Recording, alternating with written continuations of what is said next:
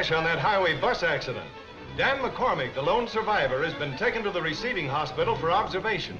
Attending physicians are astounded at his condition because he shows no effects of the electrocution that killed the driver of the bus and all of his fellow passengers. You say the man is conscious? Yes, it's the most amazing thing I've ever heard of, Doctor. After a good night's rest, he'll be ready to leave the hospital. Come on. Give me those pants. I want to get out of here. Here. What's going on? I can't make him stay in bed, Doctor. Well, I guess I ain't as tough as I thought I was. Tough. You're lucky to be alive after a shock like that. Now get back into bed and take it easy. Okay. You're the doctor. This is Dr. Lawrence. Dr. Dan McCormick. How do you do? Dr. Lawrence wants to ask you a few questions. Sure. Glad to have somebody to talk to. You know, for a minute, I thought you was one of those reporters. No, there are several of them downstairs. You won't like for publicity. Oh, say, that's great. I can use a couple of good write-ups in my business. What is your business, Dan? Oh, didn't you know? I run a high pitch down on the Midway. It's an act. I'm Dynamo Dan, the electrical man. Fool around with storage batteries and stick my fingers into light sockets and make sparks jump between my hands. You know, yokel shockers. Yokel shockers? Sure. Stuff to fool the peasants. It's all for effect. Most of it's phony. Yes, I see. Hey, Doc, get a load of this. Supper in bed and I ain't even sick. Yes, we're going to make sure they take good care of you. Well, I must run along now. Here's my card. When you get out of here, just drop in and see me sometime. Sure, Doc. Goodbye. So long, Doc. Nice guy, the doc. Dr. Lawrence is one of America's foremost scientists. No kidding. Dr. John Lawrence, 515 Forest Drive, the Moors.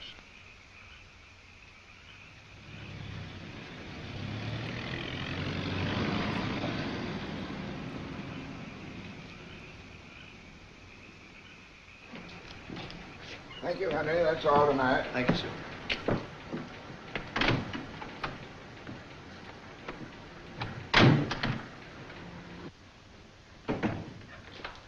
Good evening, Dr. Lawrence. What? Hello, Uncle John. Hello, dear. Oh, look at you. Smeller, no date tonight? Yes, and a very nice one. But I waited to tell you about your tickets. Tickets? Tickets? What tickets? For the convention. Oh, yes. When do I leave? First thing Wednesday morning. Well, that gives me a couple of days. I've listed the references that you wanted. Oh, can't we get out of that? I detest speeches. It's probably because I've had to listen to so many in my time. Well, here's your chance to get even. Not that yours will be boring. I wish I could be sure of that, but electrobiology sounds terrifying. Except to electrobiologists, and that's who you'll be talking to. Well, good night. We'll hope for the best. See you in the morning. Oh, and don't forget your medicine. I left it on your desk. I said good night. Good night.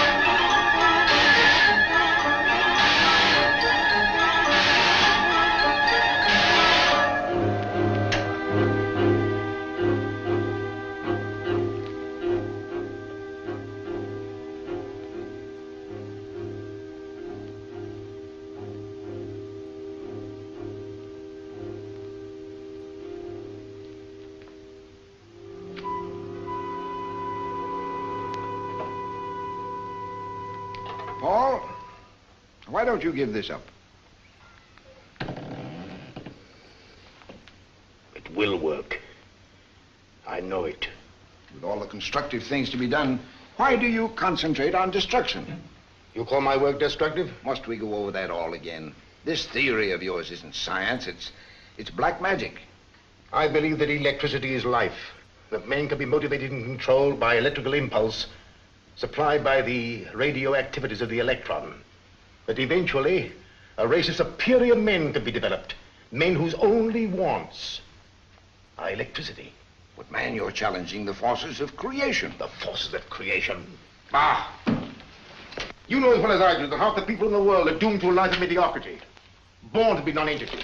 Millstones around the neck of progress. Men who had to be fed, watched, looked over, and taken care of by a superior intelligence. My theory is to make these people of more use to the world. By successive treatments, their bodies can be so electrolyzed that they are no longer subject to the pains and frailties of ordinary mankind. Sometimes I think you're mad. I am.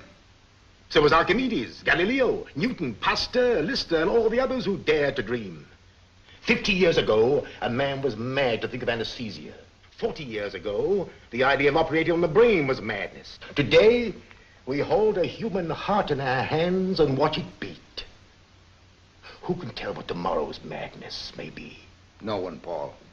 Least of all I, since I, too, believe that we've only scratched the surface of electrobiology. But science, through the ages, has been used for the betterment of mankind, to give some faint ray of hope to these non-entities, as you call them. But now, together we've been very successful. Let's drop it for tonight. You hurry and clean up. There's some cheese and beer in the kitchen. I'll make a Welsh rabbit and we'll celebrate.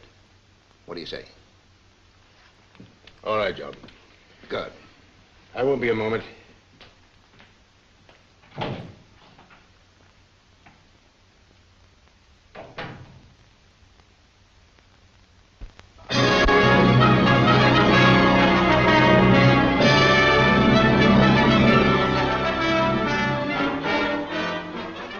Do you like it?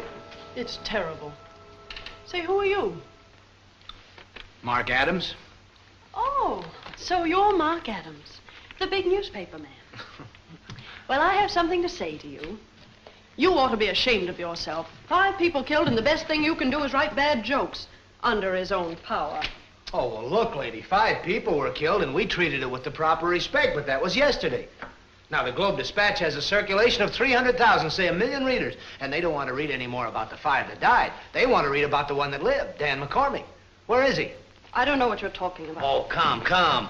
By the way, what makes you think he's here? Well, I bought the 4th floor nurse a $1 dinner and found the taxi cab that brought him here. Now, come on, give with the news item. What's Dr. Lawrence's angle? I still don't know what you're talking about. Okay, I'll wait.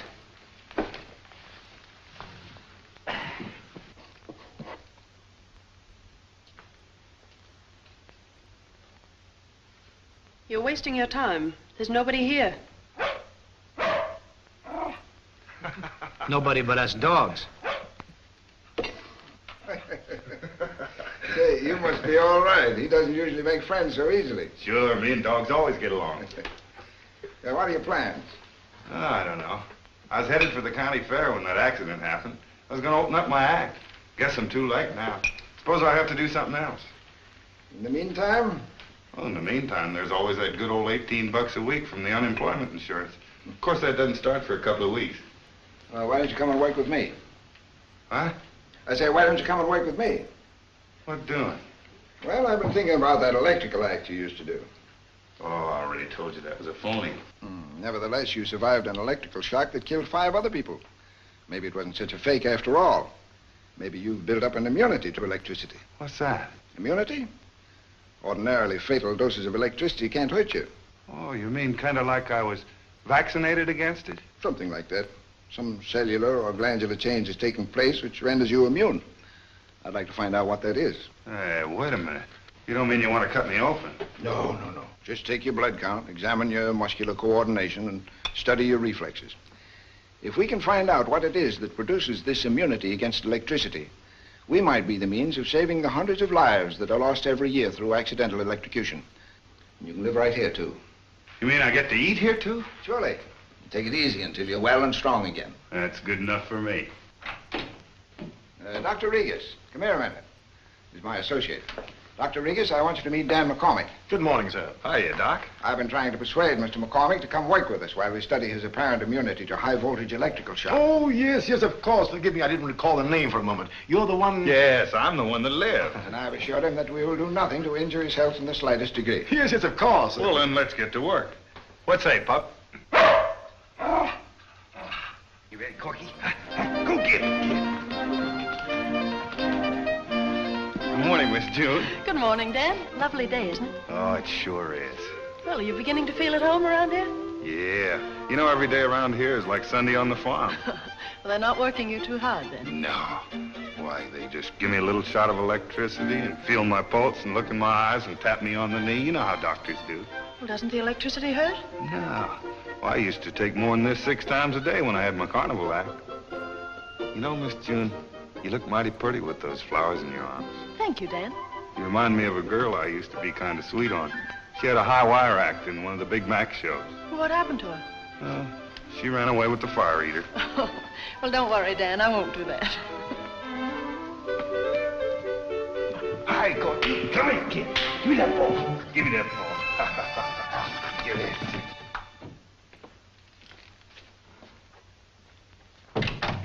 Good morning, Miss Lawrence.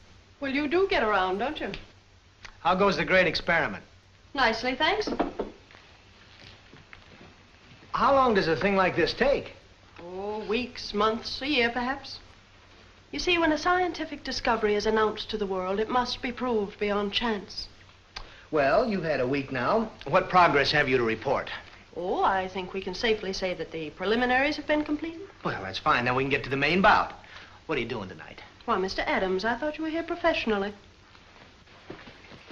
Well, if you think there's anything amateur...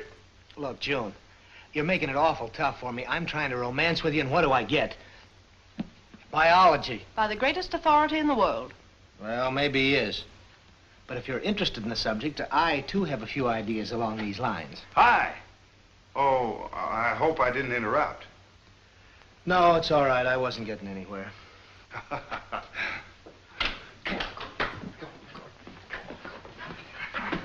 Hey, you and Corky seem to be getting along all right. Sure, him and me gets along swell. Say, you want to see something? Get a load of this. All right, Corky, lay down. Down. That's it. Now turn over on your side. Over. Hold it. Hold it. Now, clear up on your back. Turn over on your back. Hold it. Hold it. Now back on your side. No, the other side. Hold it. That's a boy. He learned that one quick. I think maybe when I go back to the carnival, I'll get myself an animal act. Dan, will you come in here, please? Sure. No, not you. No.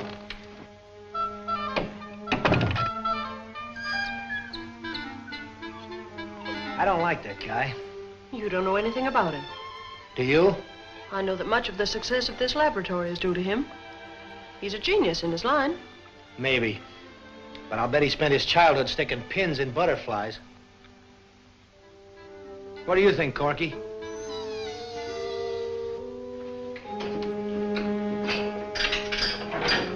Hey, Doc. Yes? Where's Pete? Pete? Yeah, Pete the rabbit in the end cage there. Oh, he worked yesterday. Now, will you step on this, please? Sure.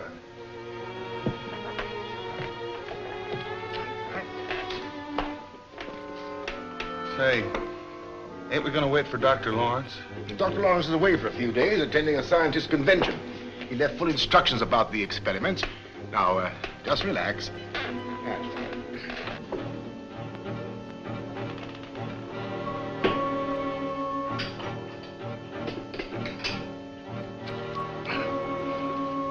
Now, plate. Thank you.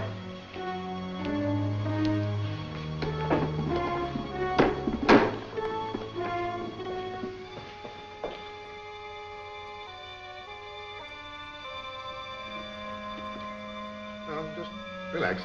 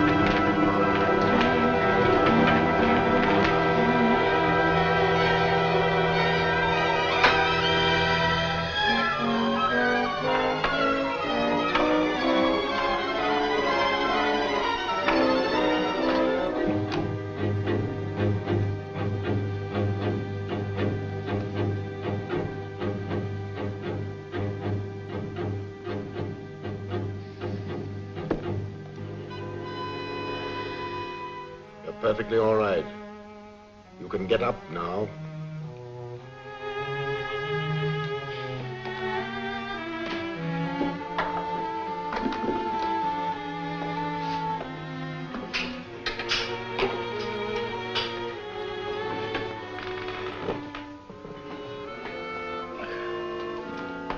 Hey, Doc.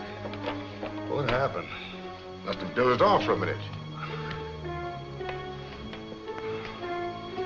Ooh, feels like my hands are asleep. Well, that's strange. Just the usual voltage enough to maintain your immunity. Oh, I wouldn't know from that scientific talk. You all through with me now? Yes, that's all for today. Okay. So long. Goodbye.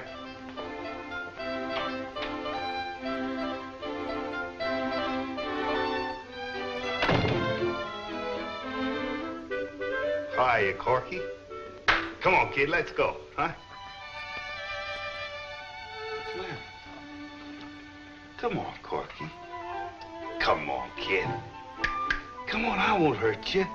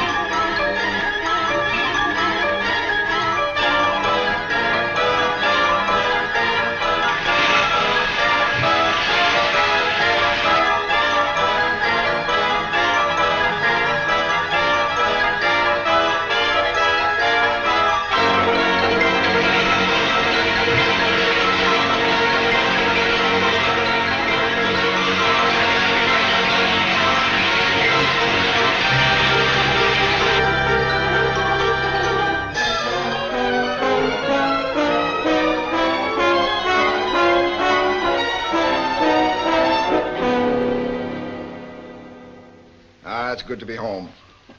Conventions are all right in their way, but I'm for holding them all in my own living room. Yes, I always thought them pretty much a waste of time. Same old fogies with the same old theories. Well, this wasn't so bad. Our Latin American friends are really doing some worthwhile things. By the way, where's Dan? He was sitting out in the garden just a few minutes ago. Maybe he doesn't know what time it is. Wang, call Mr. McCormick. Yes, Doctor. I'm worried about Dan. Well, what's the matter? Isn't he happy here? I guess so, but he seems to have slowed down. Perhaps it's a reaction to our experiments. Well, maybe we're crowding him too much. Well, I'll check the reports after luncheon. He's coming now, sir.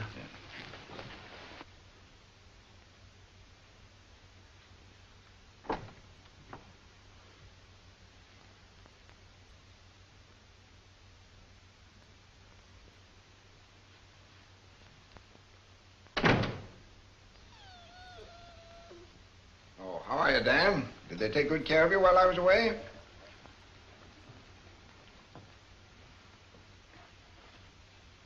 Oh, I'm okay, Doc. Special for you, Mr. Dan.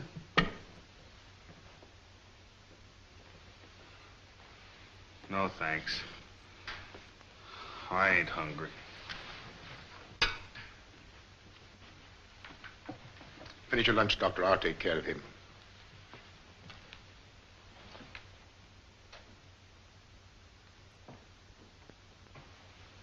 Take his plate back to the kitchen, Wong. He may eat it later. Yes, Doctor. Uncle John, there's something the matter with Dan. Something strange is happening to him. Oh, nonsense, child. I admit he looks rather badly, but as Dr. Regas says, that might be the result of our experiments. Well, I wish you'd make sure. I will, now that we've got that scientific congress out of the way. Have you any idea what might be wrong? Well, nothing definite, but... Well, you remember the goldfish? Goldfish? Diggs and Betty in your office. Oh, yes, of course. They died. Well, that's too bad. Something in the water, eh? Yes, sir. Electricity.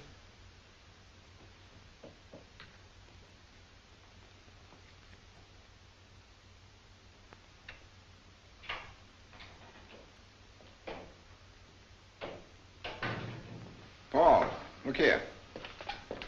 June asked me to give you this. Oh, yes, thanks. What do you make of Dan's condition? As I suspected, he's nervously upset. I've ordered a few days' rest. Take a look at this blood specimen.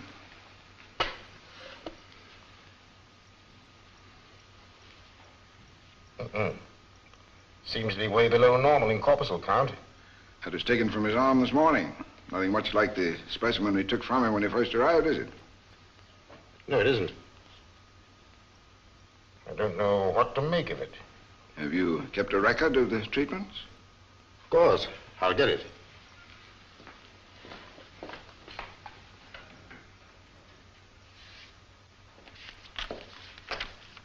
Here it is, Doctor. I think you'll find everything according to your instructions. Oh, I don't know what's the matter with me. I'm weak as a kitten. Oh, you overtaxed yourself with that convention. Probably. Why don't you go upstairs and lie down for a while? You watch Dan carefully. We mustn't let anything happen to him. Well, of course. I'll take care of him. You go to bed. It's been a good many years since I've been tucked in. It's very pleasant being waited on. Are you sure you'll be all right? I hate to run out on you like this, but it's Mark's night off, and we planned... Now, I understand perfectly, and please don't worry about me. Well, here are your reference books and your paper and your pencil. But if you take my advice, you'll go to sleep. Thanks. There's just a few things I want to look up. Promise? Yes, I promise. Now, run along. Good night. Good night. Well, Dan, I have here a nationally advertised cigarette. Now, if you'll watch closely, I'll put the cigarette in the palm of my left hand and make it disappear. Now, watch me. Right out through the elbow. Pretty good, huh? How about a little card trick? Here you are. You like card tricks? I have a standard deck of playing cards here. Now, if you'll just pick any card out of the deck, any card at all, don't let me force the ace of spades on you. Any card. That's it. Take one of those right there. That's fine. Now, you look at the card, remember what it is, and put it back in the deck. Okay, put it back in the deck there anywhere at all. Just slide it in there. That's it. Put it in the... Hey, Dan,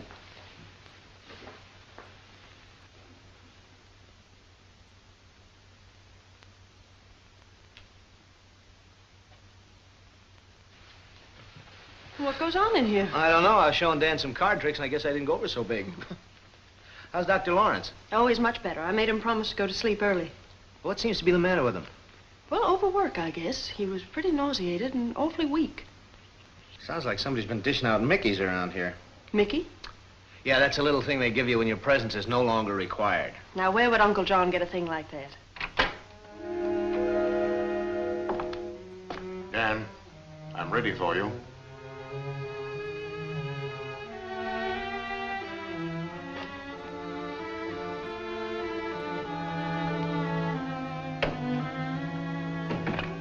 Mark, I'm not going. There's something wrong around here. Well, it certainly isn't with Dr. Regas. Dan seemed anxious enough to go in there with him. Yes, that's just it. Dr. Regas seems to have some sort of a hold on him that the rest of us don't know about. Oh, June, don't go Edgar Allan Poe on me. Look, you see these tickets? They cost $1.10 apiece. And when a newspaper man lays out cash for tickets, that is true love.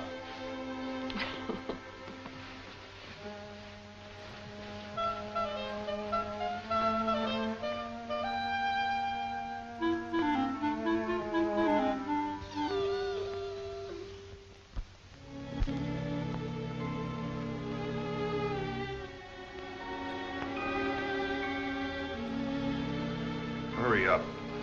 Will you, Doc? You like these treatments, don't you, Dan? Yeah.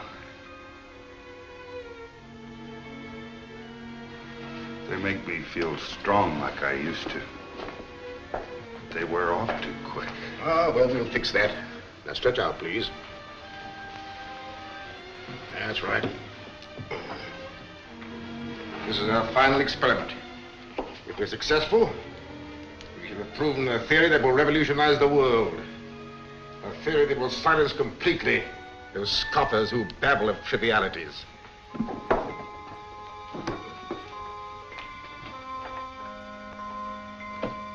And we shan't be disturbed.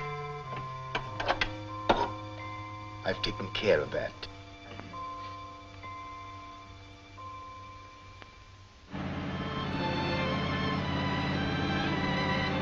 Yeah, that's what I thought you said. Oh, I'm sorry. Bennett?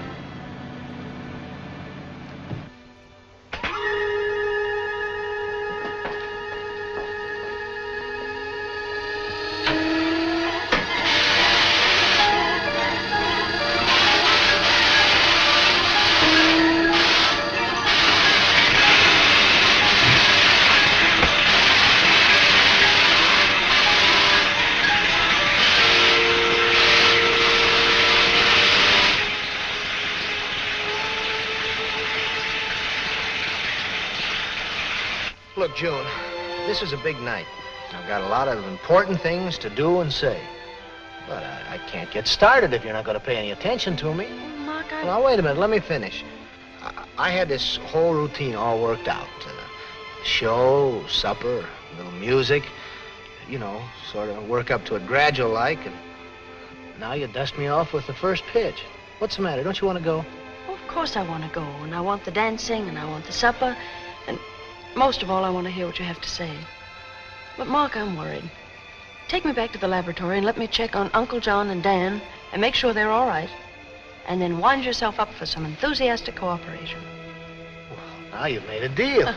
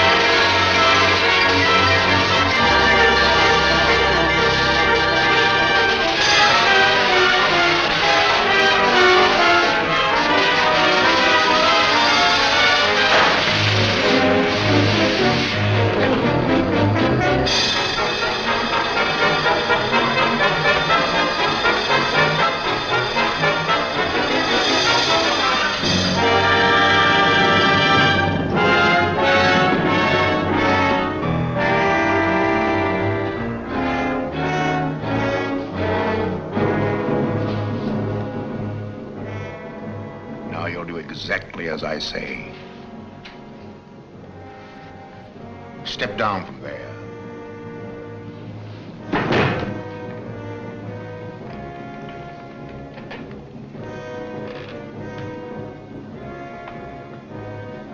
Success. Even more than I hoped. Come.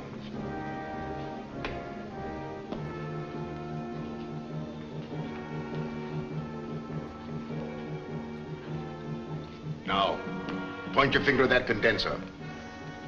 Stop! That's the power, the energy in you. We must conserve it.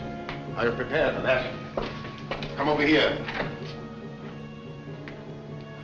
Now. Get into this rubber suit. It will insulate you. That will save the electricity that's giving you your strength.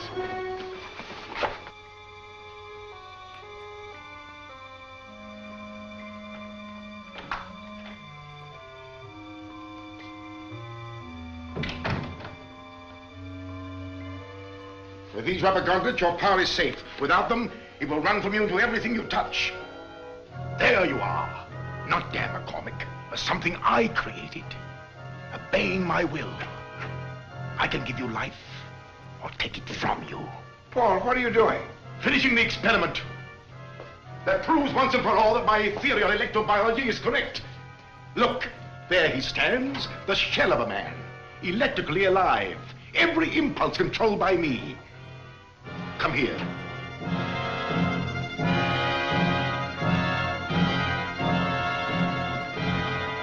You must be mad. Of course I'm mad. But while you were fooling with the conventions, I have conquered destiny. Think of an army of such creatures, doing the work of the world, fighting its battles. Look at him, the worker of the future, controlled by a superior intelligence. We must assemble all the great scientists and show them this creature. We must... Where are you going? You call the police. You've destroyed a human being. That's murder. Oh, please don't. You're a brother scientist. You must understand. What is one life compared to this discovery? Oh, he'll live. A beautiful existence. No pain, no sorrow.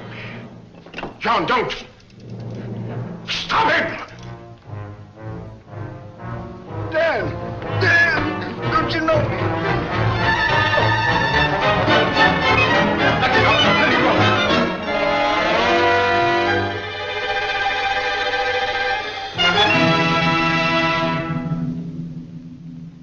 He's dead.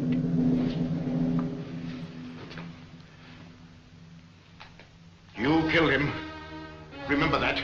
You killed him. When they ask you, you tell them. You killed him. Now come. I must get that power out of you. Come.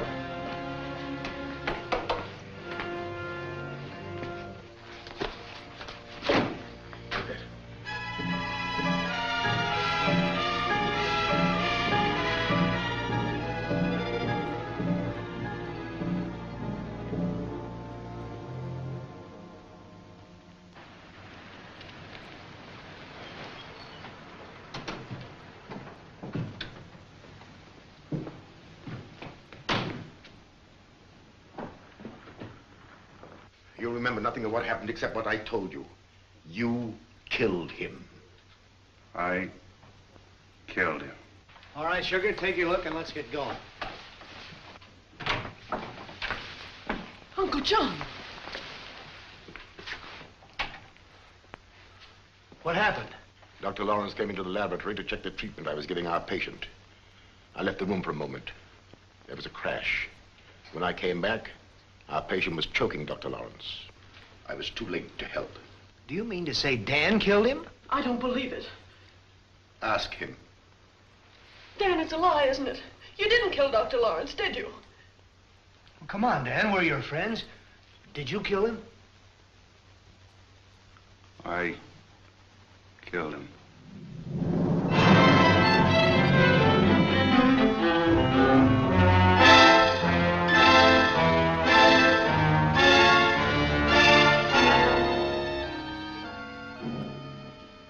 Is Mr. Stanley in his office? I'll see. What is your name, please? June Lawrence.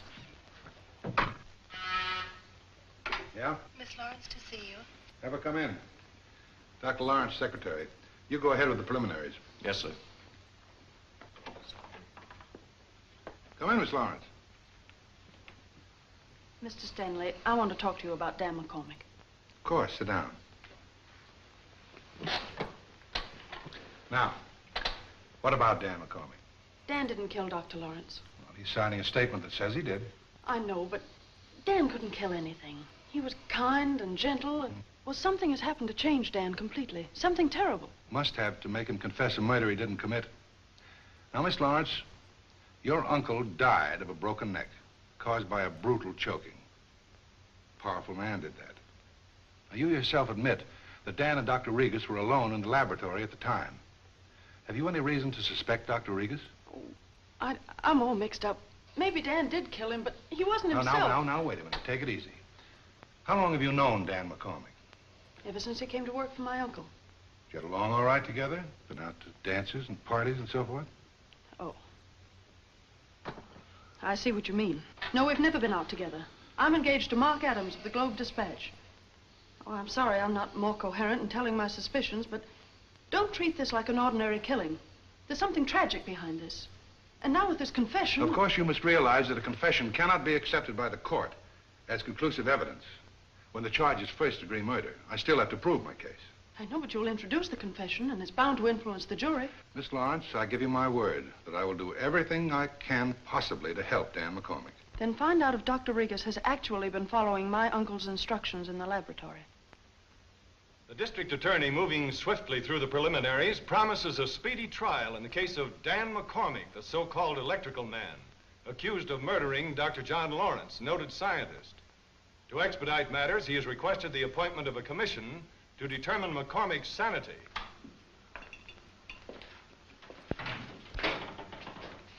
Dr. Regas, the district attorney would like to see you. Of course. Show him in. How do you do, Dr. Regas? We're sorry to disturb you, sir. I wasn't doing anything of importance. We'd like to have you explain just what treatments Dan McCormick was undergoing and what bearing, if any, they might have in his condition. Of course. Won't you sit down? No, thank you. Well, here's the case history. A complete record of the experiments and treatments given according to Dr. Lawrence's instructions. I see. Just what was the purpose of these experiments? Well, Dr. Lawrence was trying to determine what furnished the immunity that enabled Dan to escape electrocution in that accident. That called for quantities of electricity to be given, did it not? Oh, no. Just small amounts. Enough to maintain immunity, as that chart shows. See. Did this application affect any change in him? Well, he did become moody and irritable, but I can't see what connection there is between that and the mild treatment he received here. What's this, Doc? Looks like an operating table. Oh, that's an electrothermostatic table. We've succeeded in curing many malignant diseases with electrical heat. Would you care to try it? No thanks, Doc. I'll take your word for it.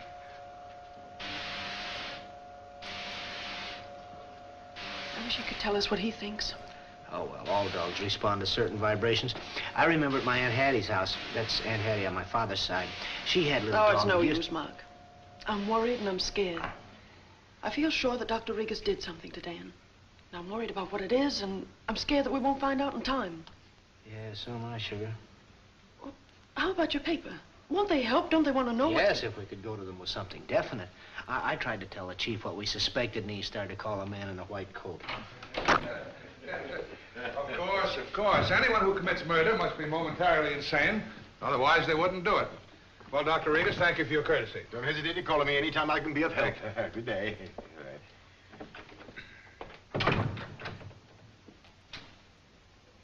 Dr. Regas, Yes? Dan was insane, wasn't he?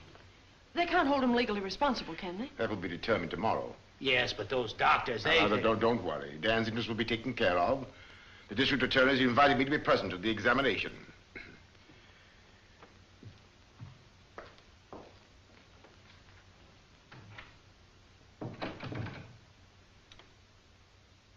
You have been reluctant to discuss the night of the crime, but I assure you that your reticence will not prejudice us against you. We want you to feel perfectly at your ease. You did kill Dr. Lawrence. I killed him. Perhaps if we go back over your boyhood again, we can find some mental meeting ground. As I remember your story, you were brought up in an orphanage. There was a man there. He hit you often. He hit you hard. He hurt you. You cried. Nobody would help you. All your life, you've been anxious to get even with him. In your mind, Dr. Lawrence was that man because he ordered the treatments that hurt you. You did get even with him, didn't you? You feel better. You keep telling yourself you got even.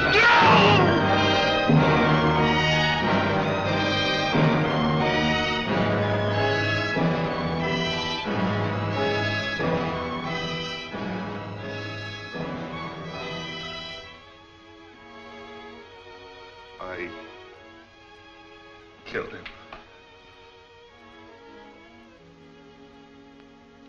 And in conclusion, I say without hesitation that the accused, Dan McCormick, suffers from acute melancholia induced by a persecution complex. In your opinion, then, does that make him mentally irresponsible? In other words, is he legally insane? On the contrary, he is decidedly sane and definitely responsible. Thank you, Doctor. You've already testified that you're a newspaper man. That's right. A feature writer? Well, my stuff carries a byline. Then you'd do almost anything to get a good story, wouldn't you? I'd do anything I could to save an innocent man, if that's what you mean. Thank you. That's all. And when I returned to the laboratory, the accused was standing over the body of Dr. Lawrence. What did he say? He kept repeating, "I killed him." The cause of death was a severe dislocation and partial fracture of the 3rd and 4th cervical vertebrae. In other words, a broken neck. That is correct. Thank you. We find the defendant guilty as charged. To be put to death before midnight of the 29th of May in the manner prescribed by law.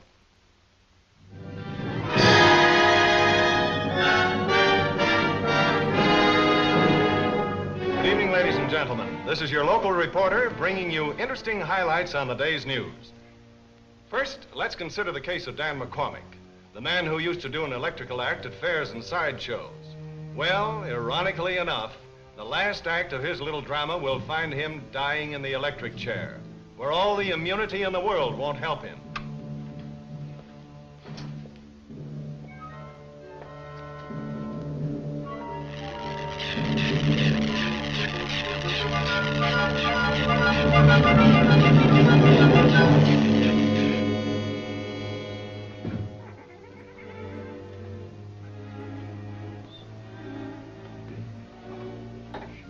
All right, Dan.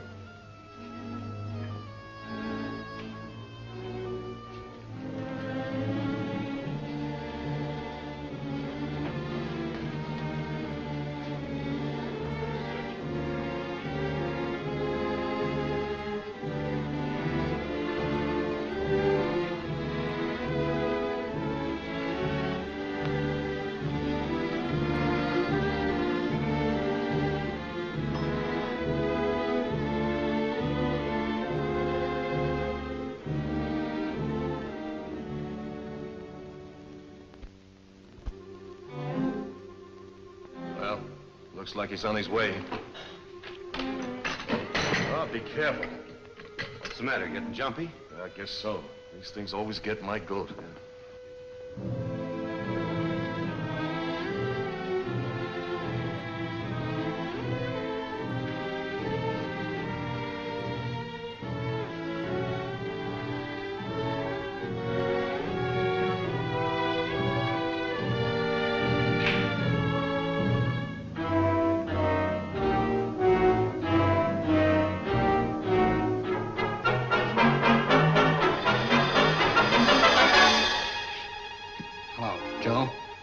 They just went into the execution chamber.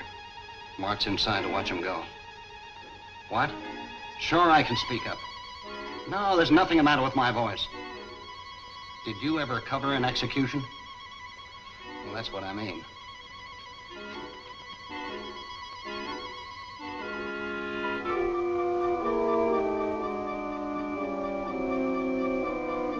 Well, that's that. I could do with a drink. Me too.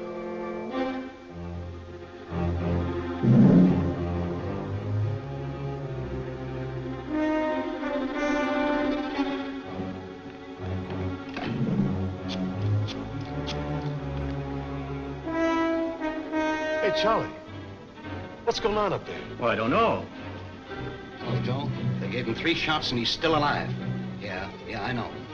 Say, Mike, did you hear that? Must be something wrong in there. He's taking all they can give him.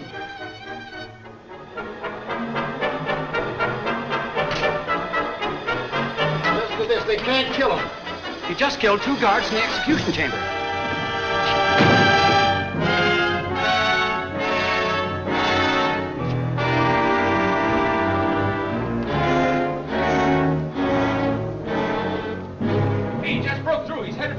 Did you hear that? Don't touch him. It's full of electricity. He just broke through. He's headed for the gate.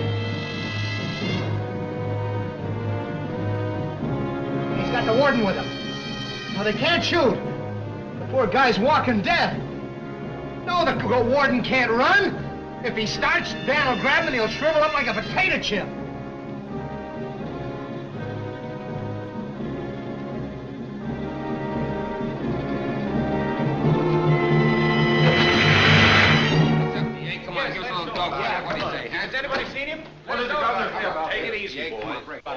any trace of him since he walked out of the prison? Boys, I'll be absolutely frank with you. I haven't heard a word. The experts say that he can't live more than 3 hours. He broke out of prison at 11:15. And right now, he may be dying in some out-of-the-way spot. It may be hours before we find what's left of him. Here's a late bulletin on the McCormick escape. The body of Warden Harris has been found in the woods near State Prison. Apparently, the warden tried to get away from McCormick and was electrocuted. McCormick is still at large, a menace to everything and everybody. 3 men died during his escape and countless others are in danger. Stay indoors. Refuse him admittance to your home and notify the police if you see him. He can only live a few hours because the electricity which gives him life is running out of his body with every step he takes.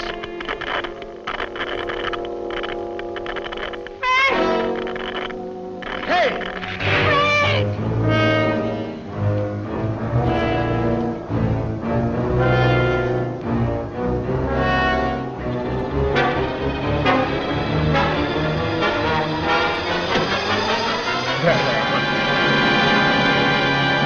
But you can absolutely quote me as saying that the danger is past, that the public has nothing... Yeah? Urgent on 1. Stanley speaking. My name is Frank Davis. I'm at the Lakeside Rod and Gun Club. A man just came out of the bushes and scared my wife. It must be that escaped convict, McCormick. Yeah? All right, thanks, Mr. Davis. I'll take care of it. Sergeant, I want you to have 10 men and 2 squad cars downstairs in 5 minutes. Yes, say, what's up, DA?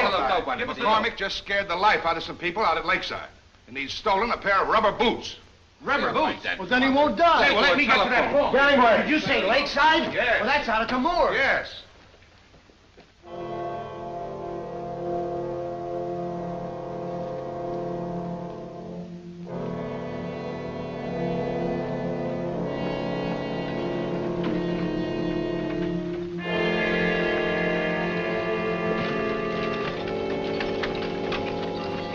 Hey, what's that? Hey, look out!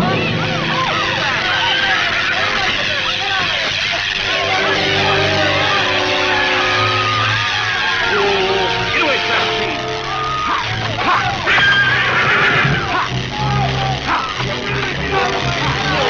Get away.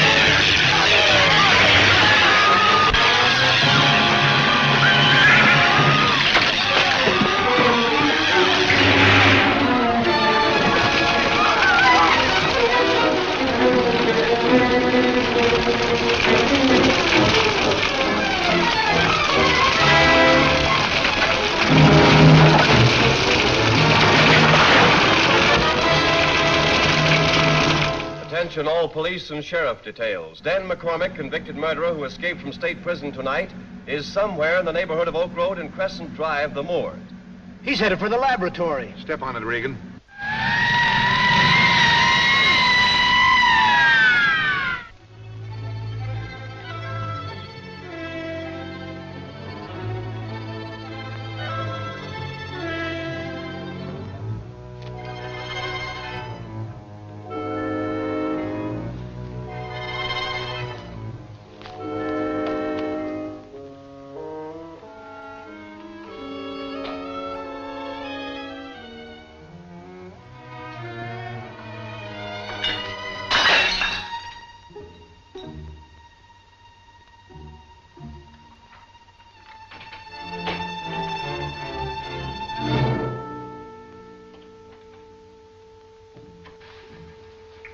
May I help you?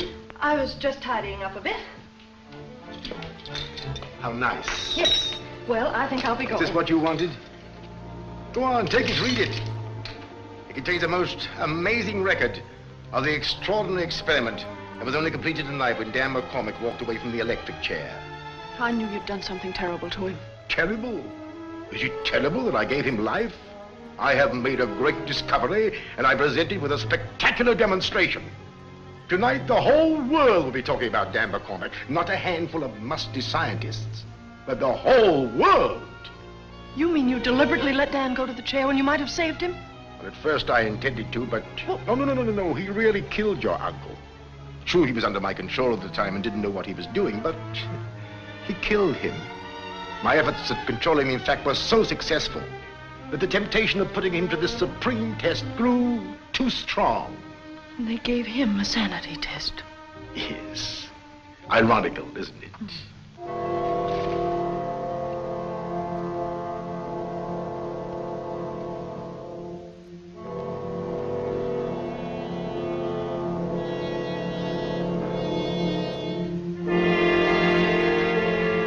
Dan McCormick, as you knew him, was doomed from the first day he came into this laboratory. For years, I'd hoped to find a subject with an immunity that would enable me to test my theories. You mean you deliberately destroyed him?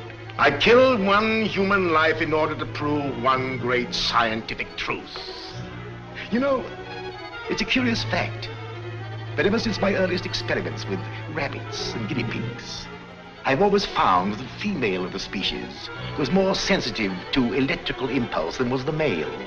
It's fortunate that we met here. Shall I show you how it was done?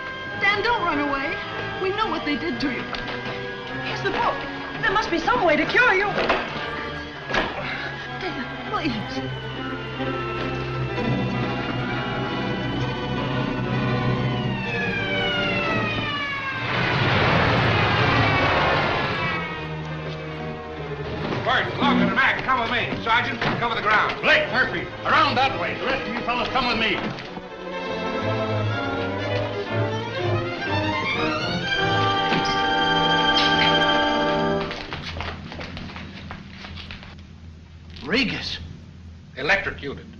Dan!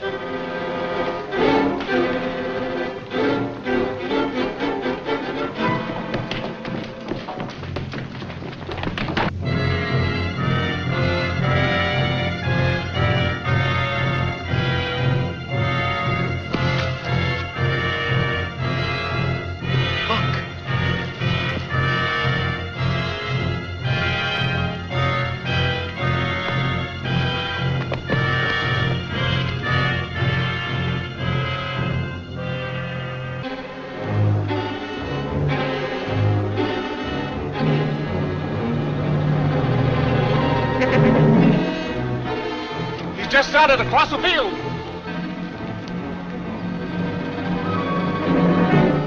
He's carrying something. It's a body. June! June!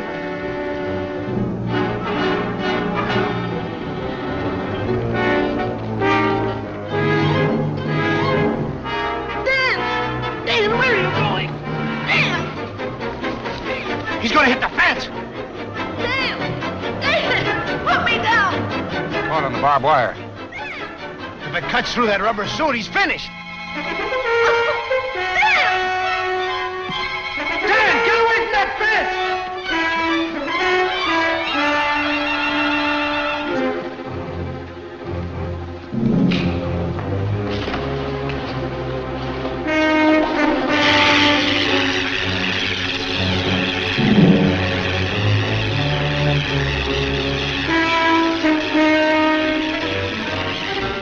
The electricity's running out.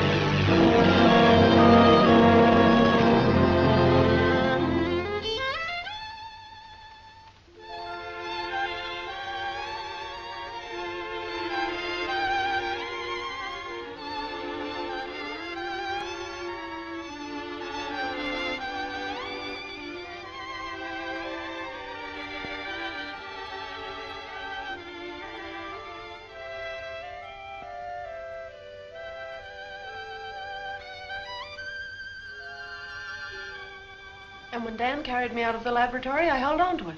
Has anyone else seen it? No one alive. We can have photographs of the notebook and photostats of the pages in Regis's own handwriting. Do you think you ought to print it? Do I think I ought to print it? Why, this story will get me the Pulitzer Prize. Do you want to make it possible for someone else to do what's been done to Dan? Well, no, but... Yeah, I see what you mean.